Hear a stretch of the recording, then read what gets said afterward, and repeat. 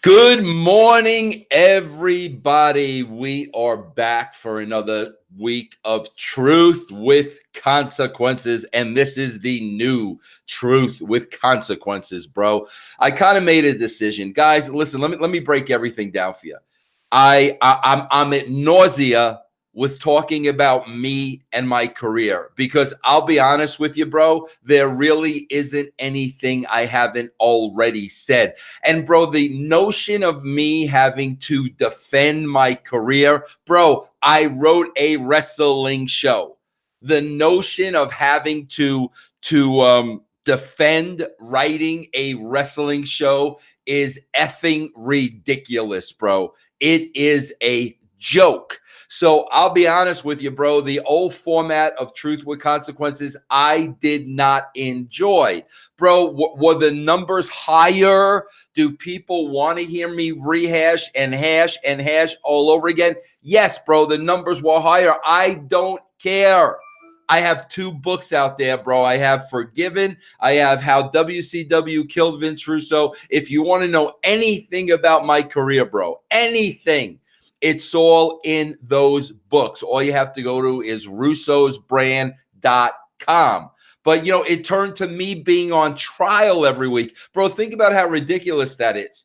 I'm on trial over my career and writing wrestling. Every person out there, man, woman, child, wildebeest, whatever you do for a living, whatever you do, bro, you're a mailman, you're a doctor, you're a teacher, you work at 7-Eleven, whatever you do, can you imagine having to defend your job and what you do for a living on a weekly basis? Think about that, bro. Think about that. And the fact of the matter is, it's a mark thing, bro. It is an absolute mark thing. I wrote a wrestling show. I'm not going to go on trial for it. I'm not going to freaking defend it. I have no regrets. I'm very proud of my body of work. The numbers speak for themselves. Is there anything I would have done differently? Yeah, bro, of course. There's a million things I would have done differently, bro. But you learn from those experiences, bro. You need to fail in order to succeed. So then, bro, like I had to look at, okay, bro, am I going to interview people every week? Well, bro, one thing I noticed in podcasting is when you do an interview, the numbers go down. Why is that, bro? Because the same people are doing the same podcast. Who do people want to hear interviews from, bro? They want to hear interviews from people who are in the business. They want to hear from people on the WWE roster, okay? And of course, I can't get those people. Based on my opinions and what I say every week and my big mouth, okay, bro, I don't have access to WWE talent. And then, I'm not going to chase outside talent, bro. Those days are over. I'm almost 60, bro. I'm not going to chase wrestlers to come on my show. Those days are over. So then we break it down even more. People want to hear me talk about the current business. They want me to book Raw. Bro, I ain't going to book Raw. Let me tell you why I'm not going to book Raw or SmackDown. Because literally, bro, I've got to take their nonsense and I have to try to make sense out of it. If I was writing their shows, bro, I wouldn't be doing what they were doing. So in order for me to book their show, I have to work off of what they're doing. Bro, half of the time, I can't make any sense out of what these jabeeps are doing. I don't know what they're doing, bro. But so I decided, you know what, bro? I will talk about the business because I watch the business. The business is still part of my life, whether I like it or not. So I will talk about the business and I'm going to rant and I'm going to rave and I'm going to tell you what I would do and I'm going to give you my opinions, bro. That's what I'm going to do on this show. This is the only place, bro, where you're going to find this show, my stream of consciousness, me talking by myself, no co-host, right out of from my brain to my mouth to you, bro. That's what the show is going to be. And guys, I want to remind you that this show is going to be on Westwood One until about September 17th. Then we are no longer going to be on Westwood One. this show, this one-man show, bro, Truth with Consequences, the show that gets me in trouble, bro, is going to be on Patreon, bro. We have a Patreon right now, bro. There's a lot of really cool perks, bro. It's how you could support me. It's how you can support Jeff Lane, everybody else on the brand. Just go to patreon.com/RussoTWC. You're going to have to go to Patreon, bro, after September 17th to get this show. I also want to let you guys know I am on Twitch every single day. Right now, I am live on Twitch, bro. I'm going to give the first 10 minutes of this show to the people on Twitch, bro. They'll get to see it. They'll get a taste of it. That's twitch.tv/Vince Russo Live. All right, bro. You know, here's what I want to talk about today. And I got to give you a little back history, okay? Bro, there's only one way and one way only the wrestling business is going to succeed. One way, bro. And that's to get the masses back. Bro, you see the Mark Cam every week. Okay, bro? We just had Richard Janvrin on whatchamacallit, Castrating the Marks, bro. He's a brand member. We had him on Castrating the Marks yesterday. We recorded the show. You guys can hear the show Monday on russosbrand.com. Richard was at SmackDown. And Richard gave me a bird's eye view of what the crowd looks like. First of all, bro, he said not a lot of people were there. The entire top tier was tarped off. The hard camera side, nobody's on the hard camera side. And then he started describing the people that were at this show. Okay, bro? I have said all along, and I know I'm rehashing a lot of this stuff. Why am I rehashing a lot of this stuff, bro? Because people don't get it. Because I sit here and I say the same shit over and over and over and over again, and everybody and their mother thinks they know better than the guy that did it. Okay, bro? As long as the word wrestling is somewhere in the title or on the marquee, the marks are going to show up, bro. That's what they do. I remember vividly, bro, when we did the This Is Your Life, The Rock. I remember Meltzer's report coming off of that show, how horrible it was, how terrible it was, and he was never, ever, ever going to watch the WWE again. Okay, bro, that was 20 years ago. And meanwhile, by the way, the rating for that segment did an 8 something. Okay, bro? They're marks, bro. That's what they do. They eat, sleep, drink professional wrestling. Okay, bro? So they're going to watch it no matter what. Okay, Wade Keller, bro, is going to book every single show no matter how good, bad, or indifferent it is. You know, Dave Scherer is going to watch every show from his shower no matter how good, bad, or indifferent it is. Okay? The other guy, the painting guy I have, Bruce Mitchell, he's going to blah, blah, blah, blah, blah, blah, blah, every show no matter how good, bad, or indifferent it is. You understand that, bro? So they're there. They're there. They're not going anywhere. There's no reason to cater to them. This was the attitude we had when we were booking in the late 90s. And the attitude we had was, we have to get the masses. We have to grow this product. We have to go out and get casual wrestling fans, that maybe know wrestling, but don't watch it every week. And we got to get casual television viewers. We had to know what we were up against. I think for a lot of years we were up against Everybody Loves Raymond, I think. But, what were we up against? What were the shows on the other networks at the time? How do we get those masses? How do we get those people? Okay, bro, that was the trick.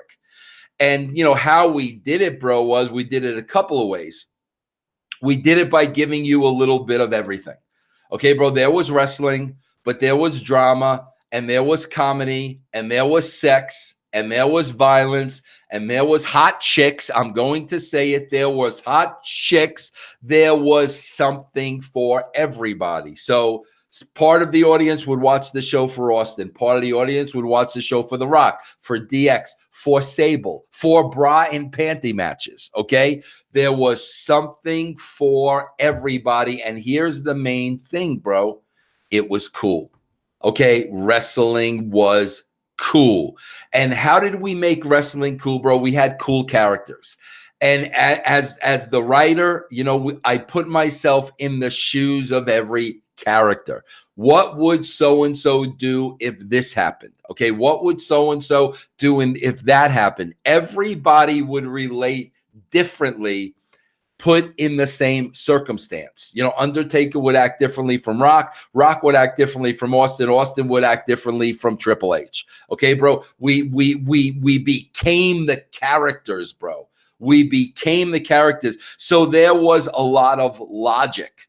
Characters acted like they would act. Today you got a roster full of wrestlers, and they all act like wrestlers. They all say things that wrestlers do. They're all wrestlers. And bro, nobody in the real world talks like wrestlers. Nobody in the real world. Guys, before Jeff Lane kills me, I got to give my shout outs, bro, to the brand new Patreons this week. Let me take a minute. Jeff Lane will kill me. I want to welcome Ninja, Greg, Cole, Carol, Marco, Sardu, Lucky, Jason Mills, and Adam Lender. They are the new Patreons for the week. Guys, if you sign up for Patreon, one of the perks is you get a shout out on this show. So in other words, bro, wrestlers were acting like people. They weren't acting like wrestlers. There was more to the show, bro, than I want to fight you. I want to be the champion. I'm going to take your belt. I'm better than you. I want to be the champion. We're going to fight, bro. Oh, there was more. There was real life. Okay, bro? And the thing that there was logic. Bro, I remember Jeff Jarrett always used to tell me, because when I was at TNA, you know, Jeff was running TNA, and, you know, I was the writer, and Jeff would always tell me, how can you put logic in an illogical business? Well, bro, how is the business illogical unless you're making it illogical? Why is it illogical, bro? Why is it an illogical business? The whole idea of writing a wrestling show, bro, is you're supposed to make the people believe. There's the suspension of disbelief. You're supposed to make them believe. How do you make them believe, bro? You make them believe through logic. So I never understood why Jeff would say, you know, you can't be logical in an illogical business. Bro, you're making it illogical. If the characters are acting like they normally would act, and they all had their own personality, what's illogical about it, bro? Like, I don't understand. It's illogical, you know, when those in the wrestling bubble make it illogical, bro. Make it not make sense. Make it like that would never happen in real life, bro. That's where the illogic comes in, bro. That would not happen in real life. Let me give you a perfect example on this week's past show. I want to break this down for you. Okay, bro? I want to make this down. Bro, I'm gonna put them over where credit is due, and then I'm going to tell them, bro, here's where you fall short. And here's where you're so stuck in the wrestling bubble, you don't know logic. You don't know reality. And what this show is going to be about, basically, bro, is I'm going to tell you what you need to do to get the masses back. What does your show need to do? Because, bro, I'm telling you, good characters and good storylines are not enough. It is not enough. You've lost your audience. The world has passed the wrestling business by. Bro, I say this all the time. My first 3 months at WCW, Ed and I, we knew we had to break down. We had to, just put a wrecking ball to everything they were doing creatively. We knew we had to build our own foundation. We knew that was going to take about 6 months of consistency and good writing. We did that for 3 months, bro. The ratings were going up. Anybody can go look. Slowly but surely, the ratings will go out. Then politics come into play. They send me and Ed home. The ratings tank again. And when they called me back 3 months later, bro, the ratings were down to where I started. And bro, I knew right then and there, we're not going to get these people back. We had them, bro. They were getting hooked back on the show. We're not going to get them back. We lost them in the last 3 months because the last 3 months of booking and writing was horrendous. We lost them. Bro, the WWE has been losing people for 20 straight years now. Bro, they're not going to get those people back through characters and storylines. Bro, what kind of storylines are they going to come up with? Maria Kanellis is pregnant and, Tony Bennett may not be the father. Who gives a shit, bro? Like, who care? You think people care about that in this day and age? Especially when Maria Kanellis and Tony Bennett haven't been on the show in forever. In 2 weeks, I now care who the father is. No, bro, people are not going to care. It needs to be a drastic change. And that is what I am going to talk about today. I got to sign off to the people on Twitch, guys. This show, you can listen to the show. If you're a Patreon, bro, this show is going to be out like literally within the next day or two. If you're not a Patreon, bro, you're going to have to wait till Tuesday morning at 3 a.m. That's why you need to sign up for Patreon. All right, guys, I'm cutting off Twitch. Guys, thanks for joining me. I will see you later. So, guys, it needs to be a drastic change. Let me break down to you the problem so you understand. Now, bro, you got to understand, I am talking from a casual viewer point of view. I am not a wrestling mark. I was never a wrestling mark. Even before I was in the business, I used to watch wrestling on television. But, bro, if I missed a week, no big deal. I was not addicted to wrestling. Wrestling was on my list of things I enjoyed. Wrestling, was on my list of, baseball. Wrestling was on my list of Kiss. Wrestling was on the list of things I enjoyed. I was at never, no time a mark. I did not watch wrestling while I was in the shower. I did not eat, sleep, drink shit wrestling, bro. I was a casual wrestling fan. I was drawn to the larger-than-life personalities. I was drawn to Lou Albano, the Valiant Brothers, Macho Man Randy Savage. I was drawn to these people, okay, bro? But I was never at any time a mark. So when I talk to you, okay, bro, if you're a mark, you probably shouldn't be listening to this show because, marks don't like hearing the truth.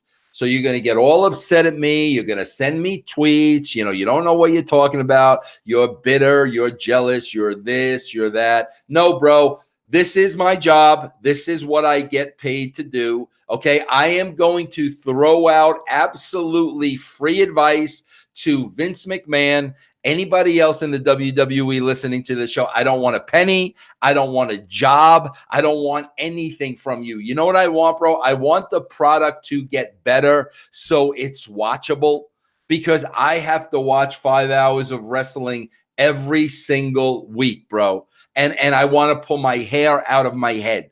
I hate it. It's horrible, bro. It's every time Monday comes and Tuesday comes, I dread it because I have to watch the shows. I don't want to do that anymore.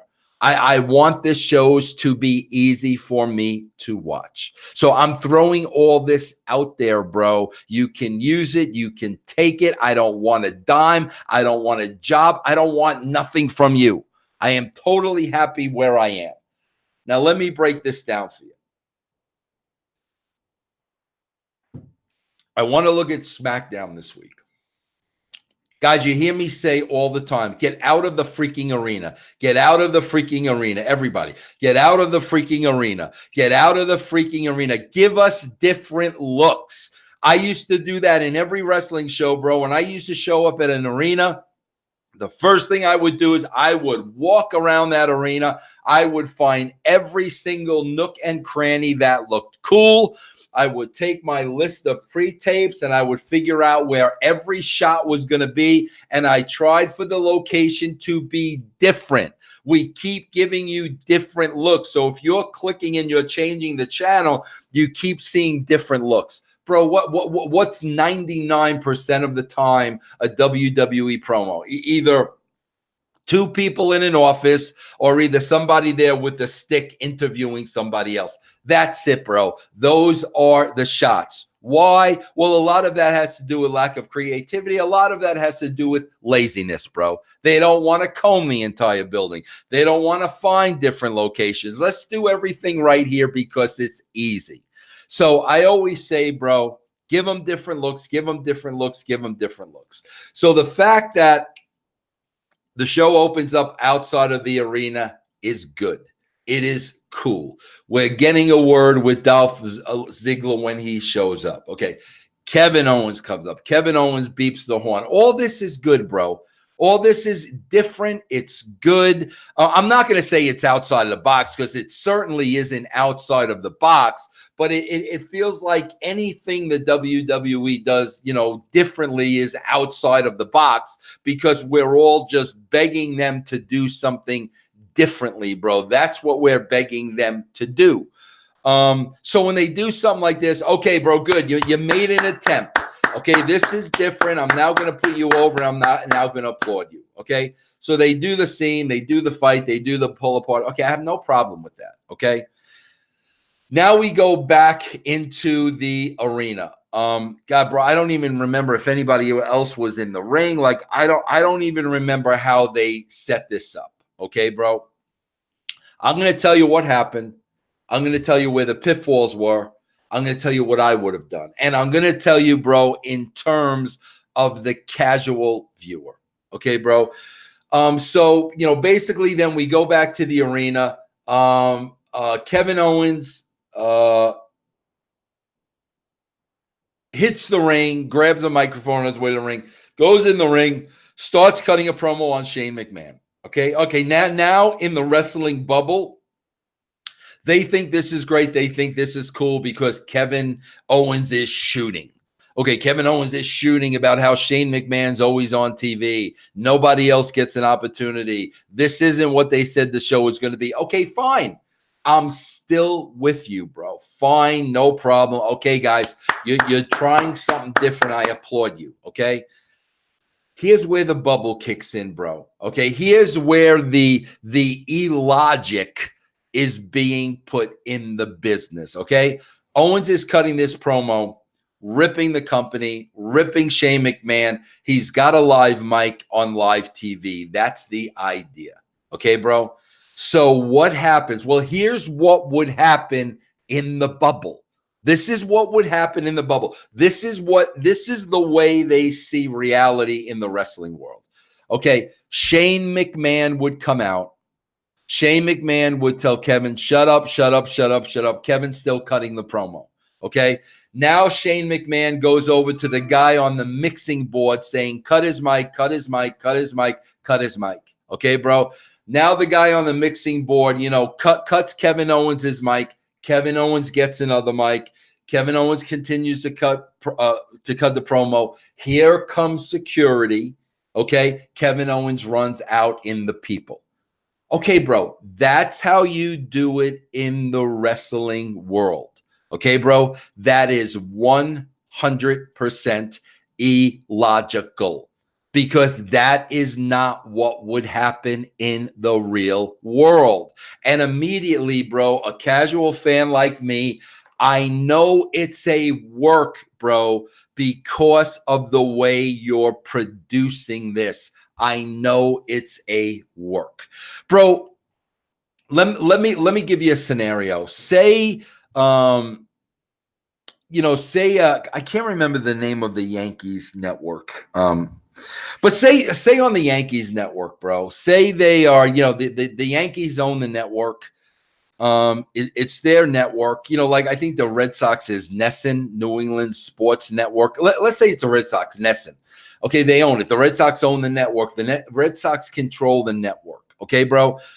All of a sudden, bro, say they're interviewing a player and the player starts going rogue on the owner of the team. Okay, bro. Start saying things about the owner of the team that are slanderous, that are nasty, that are not in a good light, really goes all out and starts ripping the owner of the company. Okay, bro? If the Boston Red Sox, Nesson, owns this network, what they're probably going to do, bro, is they're probably going to cut away from that. They're probably going to cut away from that. They're probably going to go to the guys in the booth. It's probably going to be awkward. They're probably not going to know what to say. They're probably going to say nothing. Then they're probably going to go to commercial so they can kind of regroup. That's what would happen in the real world. They would not let a player go on and, slander the owner and talk about management and say this, that, and the other thing. That's not what would happen. So the way to do this was, bro, you have Kevin Owens, start cutting the promo, ripping Shane, ripping the family, whatever he's going to say, bro, and his mic goes out. The mic is killed, bro. Kevin Owens continues to try to talk. We go to commercial, bro. We dump out immediately. We go to commercial. By the time we get back, bro, we get into the regular show. Entrances, people coming into the ring, whatever we were going to do, bro, we make no mention of it.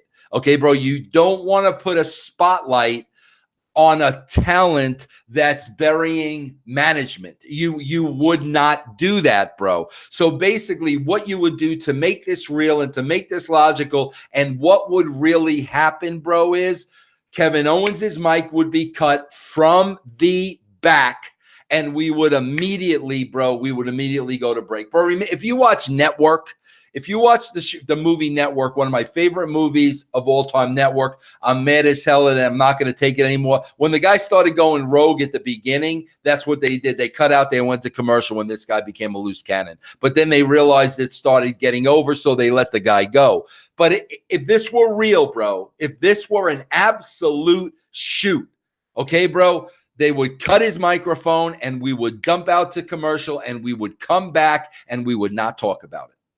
And by doing that, bro, now you're planting the seed, bro, to the casual viewer. Wait a minute, bro.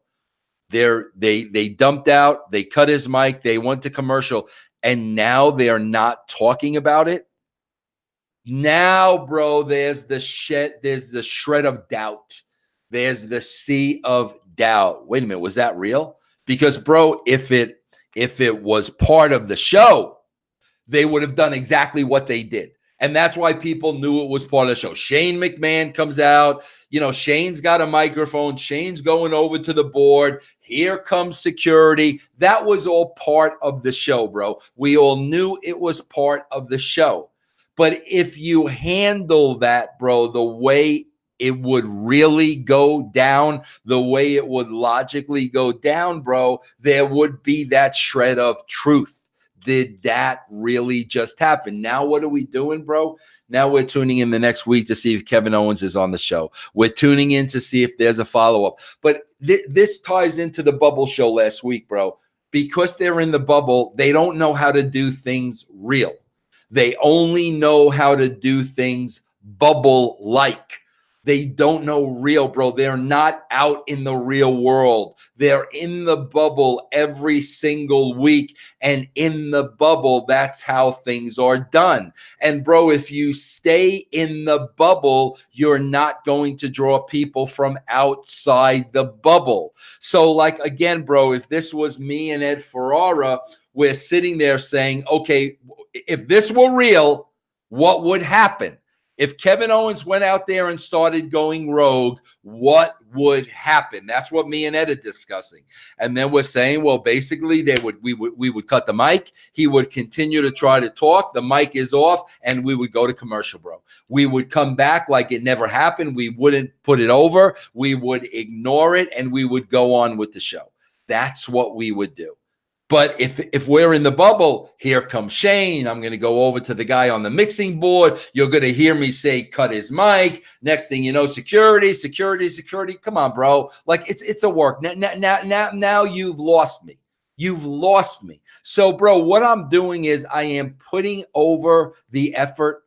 I am putting over the idea Okay, but guys, you fail on execution. You fail on execution because you do everything in terms of wrestling.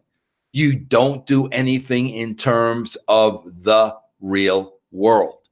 And, bro, again, their idea of cool is, Kofi Kingston with a middle finger. Bro, I swear to God, I always forget that announcer's name. I don't even, I swear to God, bro, I don't even know why. But, the announcer saying, holy shit, Maria Kanellis saying, oh, you're my bitch. Bro, that's 20 years ago cool. That's wrestling bubble that's wrestling bubble cool. We don't need to be giving middle fingers. We don't need to be calling people our bitch to be cool. You got so many people on that show that look cool. The problem is they don't act cool because they're taking direction from people in the bubble who are not cool. I mean, bro, how in God's name is Paul Heyman going to tell Roman Reigns what to do and what to say and how to act? Look at Roman Reigns, bro. He's the coolest guy they have on the show. He's got the coolest look. He's got the coolest demeanor. He's the coolest guy you have on the show. You're going to have a guy like Paul Heyman telling Roman Reigns how to go out there and be cool. You're going to have a guy like Eric Bischoff going out there and telling Elias how to be cool. There's no cool in the wrestling bubble, bro. That's why you're getting no cool on television. Okay, bro? But there's a solution to all this, and the solution is right in front of their face. Bro, this is the only thing. This is the only thing that is going to get the masses back in wrestling. I don't care what anybody says, bro. It's not going to be characters. It's not going to be storyline. We've been there. We've done that. It needs to be something we've never seen before. Bro, when I was consulting for TNA, bro, and let me tell you guys something. We were discussing this in 1999 when I was at WCW. That we were discussing, okay, bro, what's the evolution of the Attitude Era? And the evolution of the Attitude Era was to basically work off of reality. And bro, we were doing that in the early years of TNA. We were improvising. I would show up. Nobody would ever know when I was going to show up, and they had to improvise. The greatest player with me, bro, was Mike Tenay. Mike Tenay never knew when I was going to hit the ring. I would hit the ring if Tenay was in the ring. I would start cutting a promo, and nothing was scripted, and Mike would go at it with me, and Mike was phenomenal. And the idea was with the rest of the talent, guys, if you want to play this game, then you need to step up. Okay, bro? That was the best, my best time in the wrestling business because it was new, it was exciting, it was unpredictable. Even I didn't know what was going to happen. That was all that stuff, bro, with Roddy Piper. When Piper was in the ring, Piper did not know I was in the building. I did not know Piper was in the building. I hit that ring not knowing what Roddy Piper was going to do, bro. We were on to something. But again, bro, it wasn't my company. And what do they always do, bro? They always go back to what they know. What do they know? Wrestling. Because wrestling, bro, we're safe here in the bubble, bro. This is what we know. We're safe and sound in the bubble. We're not going to go outside the bubble. Bro, staying in the bubble has killed your freaking business. Because people like me that are casual fans, we think your show stinks. Okay, bro? So what do we need to do? Because characters and Maria Kanellis being pregnant and we don't know who the father is, bro, that's not enough. That's not enough. So, bro, when I look at this, I'd be, okay, Vince, what would you do? What would you do? You're the genius. What would I do? Bro, it's real simple what I would do. Okay, bro, look at the freaking landscape at the WWE right now. Look at the landscape, bro. First of all, bro, you have everybody is jockeying for power and position. Power and position, bro, equals money. All of these people are driven by ego. Heyman's driven by ego. Pritchard, Vince McMahon, Triple H, Eric Bischoff, ego, ego, ego. They want power, bro. The more power, the more money, the more people answer that to them, the more people fear them. That's what they drive on. So like that's what, my critics don't understand. I'm not built for that type of an environment. That's why I can't exist in that environment, bro. That's why I left TNA, because Dixie Carter was creating that environment. She hired Pritchard and she hired Bischoff, and you had Hogan, and it became all about power and ego and greed and money. And I can't play that game, bro. I just want to write the best television show I can write. So you've got all these guys vying for power. Okay, let's look at the teams. You got Team Heyman. You got Team Bischoff. You got Team Pritchard. You got Team Shane. You got Team Vince. You got Team Triple H and Stephanie. Then on the outskirts, bro, you've got your Jeff Jarrett's. You've got your Michael Hayes's. Bro, this is a political smorgasbord. They're all vying for power, bro.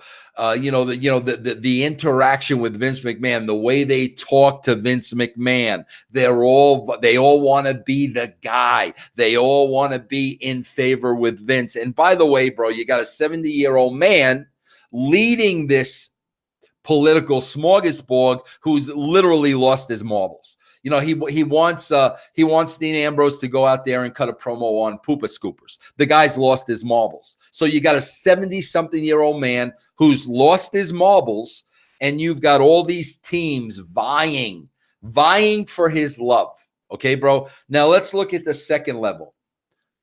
You got like 250 people on the roster. Bro, think about being a talent on the roster now. Now, bro, you've got to watch this game unfold, and you've got to figure out, you've got to take a gamble, bro, and you got to figure out, who am I hitching my saddles to? That's what you got to figure out, bro. Am I gonna buddy up to Bruce? Am I gonna butter up to Eric, Paul, Triple H? Now you've got to figure all this out if you're a talent. And bro, the decision you make is going to make or break your career. Because if you decide to hitch your saddles to Bischoff, and Bischoff becomes the guy, great, then you're set. Bro, if Bischoff doesn't become the guy, then you're going down with Bischoff. So now the talents are in this position, bro, that they've got to make this career decision.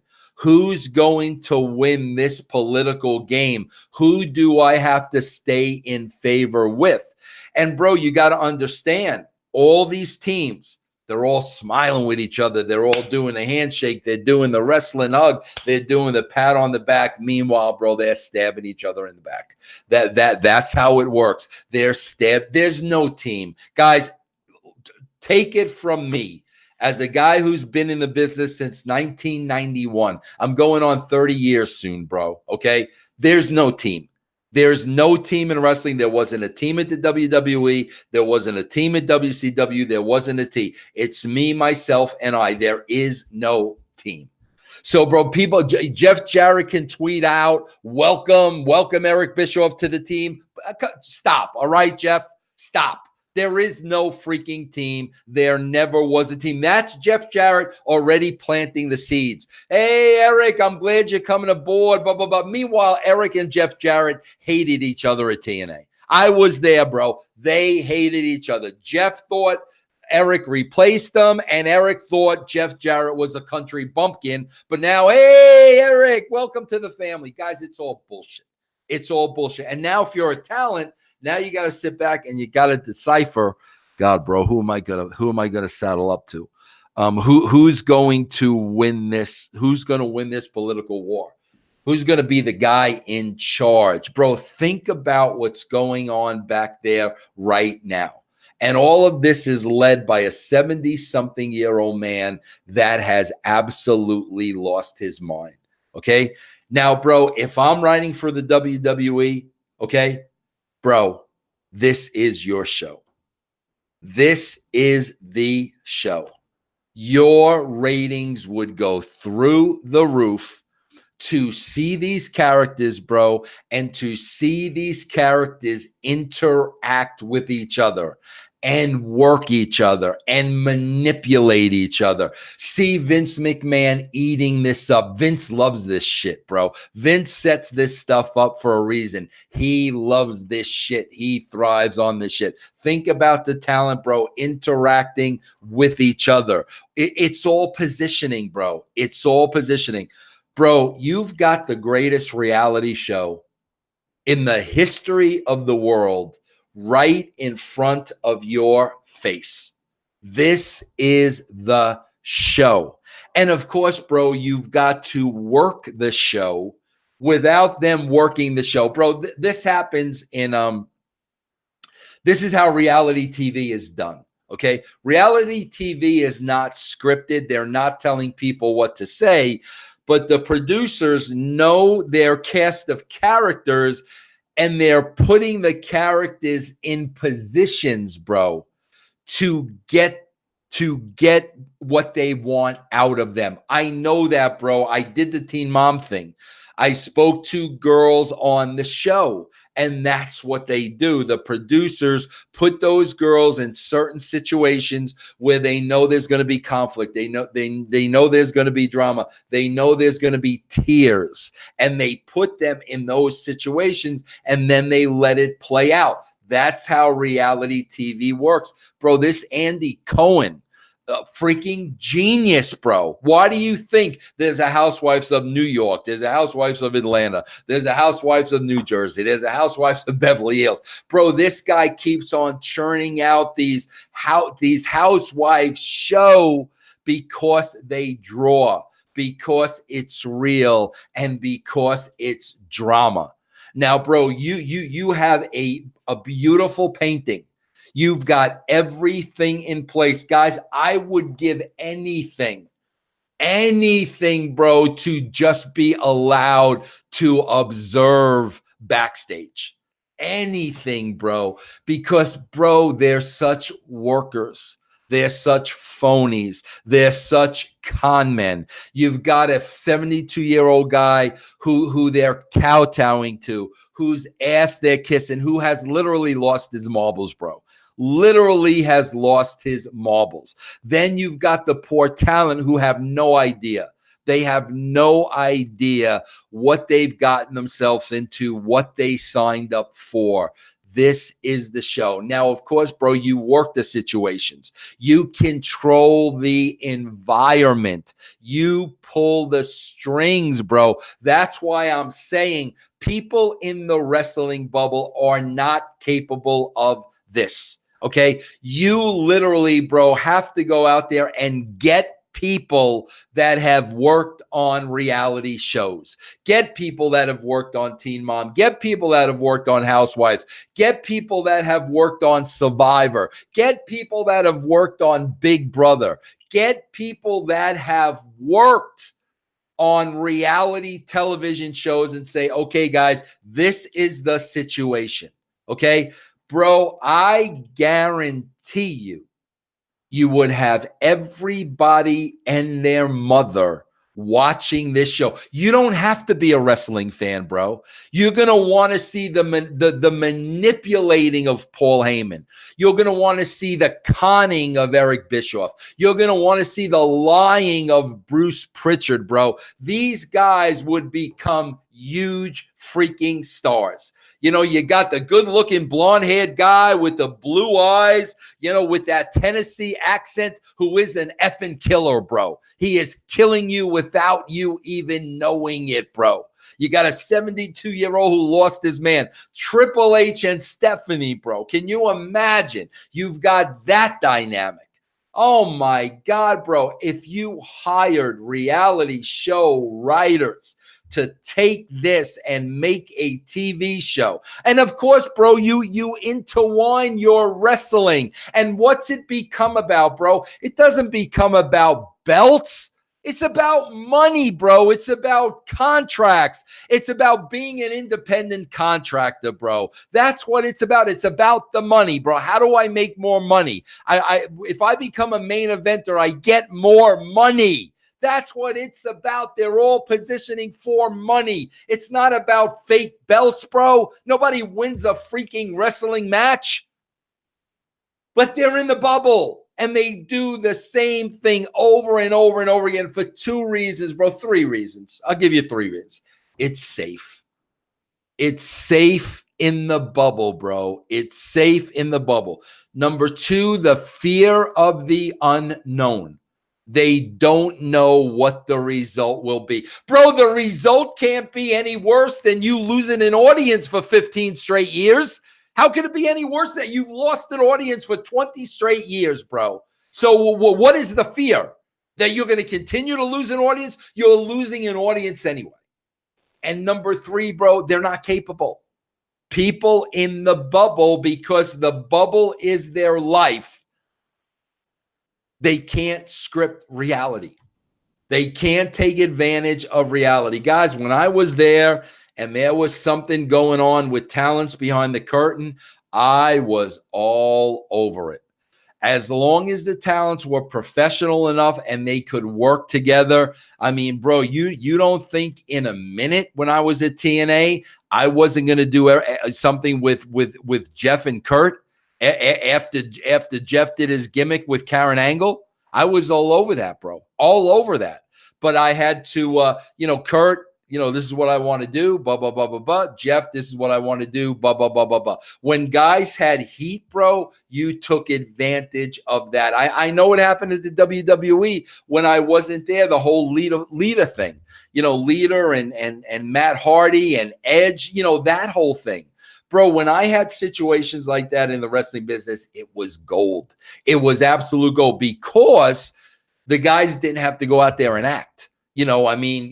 Kurt Angle, as much as he was a professional, in his gut, bro, like he felt a certain way about Jeff Jarrett. Jeff Jarrett was scared to death of Kurt Angle. So Jeff Jarrett was constantly trying to be the, fair-haired boy kissing Kurt's ass. And come on, bro, stop. But when I had a situation like that, I would take advantage of it because it was real. And because if you don't have to go out there and you don't have to act, bro, people in the audience are going to believe it. I mean, bro, we watch these promos now with, Ricochet and Bailey and Nikki Cross and all these people. I mean, come on, bro. Like, stop it. Stop, bro. Samoa Joe's going to kill somebody over a belt. Over a fake belt. That's what I'm talking about, bro. You're never going to get the masses that way. You're going to continue to have your piece of the pie. Okay, bro? Not knowing who the father of Maria Kanellis is not going to make a casual fan, bro, switch off of what they're already watching on Monday night or Tuesday night. And bro, with risk comes reward. You have to take chances, bro. The Attitude Era was a chance. We took a chance, bro. But I knew it. I knew it was right. I knew it was the right thing to do. I knew this was the direction we needed to go in. Just like I was at TNA, and I knew we got to go reality, bro. We got to improvise. We can't script everything, man. Let's shoot with this, bro. And it was really, really good stuff when we did it. Guys, go back and watch Piper and me in the ring. Neither one of us knew what was going to happen. I didn't know if Piper was going to kick my ass. I didn't know what I was going to do if he did hit me. None of it was scripted. And, bro, you could feel an awkwardness. You could feel something's different here. And we were really on to something. But what happened, bro? The wrestling people go back to wrestling. When Ferrara and Russo left the WWE and we were writers, when we left, they went back to wrestling. Wrestling is not going to bring the masses back. Wrestling is going to draw wrestling fans. Period. End of story. I did not have to be a wrestling fan, bro, to tune in to see Sable every week. I did not have to be a wrestling fan. I didn't even have to like wrestling. So you want to know what I would do, bro? That's what I would do. And that's, bro, why I would never, ever go back, because they would never do that, bro. So I would have to be in the middle of all that, and they're all trying to do this phony, fake, illogical, bad wrestling shit. And I would not be able to exist in this world. The only way I would be able to exist is if I went in there, guys, this is what you need to do. This is who we need to hire. Writers who have worked on these kind of shows. We need to open up the curtain. Everybody knows it's a freaking work, bro. Everybody knows it's a work. And you listen to AEW, oh, bro, the emphasis is going to be on the athleticism and wins and losses. Bro, nobody's winning and losing. Nobody's winning and freaking losing, bro. It's not a sport. It's scripted, bro. Okay, Wimbledon is not scripted. Okay, bro. The Major League Baseball All-Star Game is not scripted. That's sports. It's not scripted. There's not a determined outcome. They did not know the American League was going to win 4-3 going in, bro. The whole idea of it is freaking insanity. But, bro, they'll never do what I say because, A, they don't know how to, and B, they're scared to death. And that is it every week. That is it this week. I'm sorry, guys, for Truth with Consequences. Bro, next week, I'm going to break down the roster. I'm going to go name by name by name on the roster. I'm going to tell you who stays and who goes. I'm going to go, I don't care. Feelings get hurt. I don't care. Okay, bro, you want the truth from me, you're going to get the truth from me. Next week, I'm going to break down your rosters. I'm going to tell you who stays, who needs to go, who's great, and who stinks. I'm going to tell you, and I don't care what you think. I'm giving you my opinion. All it is my opinion. And that's going to be next week's show. Now, guys, if you're a Patreon member, right now I'm going to give you a sneak peek. I'm going to take somebody and I'm going to break them down, tell you if they stay or if they go on my roster, bro. That's what I'm going to do. I'm going to give you a sneak peek right now to Patreons only. Bro, if you join up for the Patreon, you get Attitude Era watch-alongs, Nitro watch-alongs, Thunder watch-alongs. You could be a part of Castrating the Marks, bro. You could cut a promo on Disco that we play directly to him. You get 2 bonus shows. You get Truth with Consequences, and all the bonus material that goes with that. Commercial free, bro. You get it early. You get it early. All you got to do, bro, is go to patreon.com/RussoTWC. Bro, that's the truth. And there are consequences with the truth. The consequences are you're old, you're irrelevant, you're bitter, you're jealous, blah, blah, blah, blah, blah, blah, blah. You want to know what to do, bro? That's what you need to do. Guys, check out russosbrand.com. Over 12 shows a week for less than $1 a week. Ben Hameen, Stevie Richards, Big Vito, Goldilocks, Disco Inferno, Shane Douglas is now part of the brand, bro. russosbrand.com. Less than $1 a week. No long-term commitment. Check that out. Guys, you can catch me on Twitch daily, twitch.tv/Vince Russo Live. Bro, check out my original art on eBay. Vince Russo original art. I paint every single week, bro, and then I put my paintings up for auction. I also have a record store online on eBay, bro. Venom Vinyl. Check it out on eBay. That is it, everybody. Thanks for joining me. I will see you here next week. All right, for the patrons now you're going to get a little exclusive here. I'm going to give you a little tidbit of what's to come on next week's show. I'm going to break down the talent, bro. I'm going to go down the talent roster.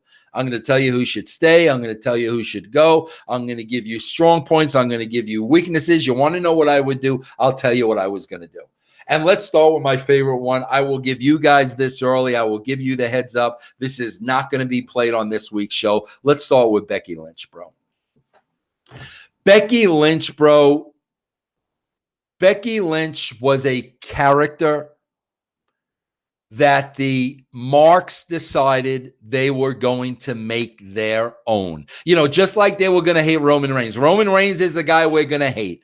Well, but bro, Becky Lynch is the girl we're going to love. And I guess, bro, it started with her promos where, you know, she would cut the promos on Charlotte saying, you know, you got handed this, you got handed that. I had a fight for everything. I haven't gotten any chances, yada, yada, yada, yada. And the marks decided they were going to hitch their wagons to Becky Lynch. Bro, I'll be honest with you. Becky Lynch was never over with me. So it's great that the marks were going to hitch their wagons, bro. I wasn't sold. Okay. And bro, they were kind of pushing a female Steve Austin. The only problem was, bro, they weren't writing for a female Steve Austin. So the creative around trying to make this woman, Becky Lynch, the man, a female Steve Austin, the writing was not there. The writing lacked, bro. So there was really nothing special about it. It was wrestling matches, wrestling matches, wrestling matches. Even when they had Ronda Rousey there, it was all promo, promo, promo, promo. Bro, Austin was a lot more than promo. Austin was about beer trucks, and Austin was about filling up cars with cement. There was a lot more to Austin than the promo, bro. So Becky Lynch was never over to me on that level and still isn't to this day. Bro, when I watch Becky Lynch every week, it's coming across very forced. Okay, when she walks out to the ring, bro, she kind of sticks her chest out. You think Becky Lynch does that in real life? You think Becky Lynch is walking around the back with her chest puffed out? It's not real, bro, and it doesn't feel real. And not only does it not feel authentic, it feels forced. It feels very, very, very forced to me. Now, guys, I like Becky Lynch. Becky Lynch would stay on the roster, bro. But it's got to be what's the word I'm looking for? Organic. We got to find out who Becky Lynch really is, bro. I would dig into her background. I would get in her head. I would really understand what this Becky Lynch is all about, because walking around with the chest out, bro, and I'm the man, and putting your foot on the second rope, and just the promos she cuts, bro, the cadence, it's just not right. It sounds forced and it sounds rehearsed, and I'm not buying it, bro. I'm not. And bro, I got to tell you something. These are the things I'm saying to her if I'm working with her. Why? Because I want her to get better, bro. And I want her to be a superstar, and I want her to be bigger than life. But there's something about what she's doing, bro, that I'm just not buying, and I'm just not believing, bro. It's not organic. It doesn't feel real. It feels very forced. The delivery of her promos, bro. And again, the writing has a lot to do with this, bro. The writing has a lot to do with it. The writing is not helping her. She is working with what she has. But I am telling you, for somebody like me, bro, it is not real. It is forced. It is phony. It's not really who she is. She would be on my roster. No doubt about it. She would be on my roster. But guys, I would dig deep. Who is this person? What is she about? What can I tap into, bro, that she's passionate about that would make her come across as real, and what she's saying is real? What would I tap into? Bro, they had the perfect opportunity when she got that busted nose and she was bleeding, and they had that great camera shot and all that shit. They didn't take advantage of that, bro. That has nothing to do with Becky Lynch. They failed to take advantage of that. That was the crowning moment right then and there, bro. And they should have built on that, built on that, built on that, built on that. But what did they do, bro? They had to walk in down to the ring with a crutch for like 3 months and this and that. And it was god awful. So the fact of the matter is they have not done this girl any favors, but they're not tapping into who she really is. So that's it, guys. I'm going to break down the entire roster next week. We will talk about everybody. Guys, thank you so much for being a Patreon, guys. Without you, we could not do this show. I thank you, guys. God bless you, bro. I love you. I will talk to you guys later.